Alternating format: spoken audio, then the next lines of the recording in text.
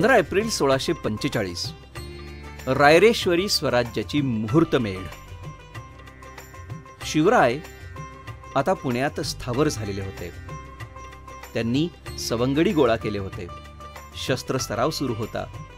जिजाऊ मासाहेब आपल्या नजरेसमोर शिवरायांचं शिक्षण आणि संस्कार पाहत होत्या.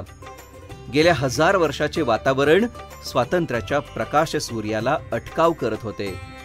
आपल्या वयाच्या अवघ्या 15व्या वर्षी रायरेश्वराच्या मंदिरात जाऊन हिंदवी स्वराज्याची प्रतिज्ञा राजांनी घेतली आणि उद्देश ठेवले राज्य व्हावे ही श्रींची इच्छा, आणि तंत्र ठेवले गनिमी कावा.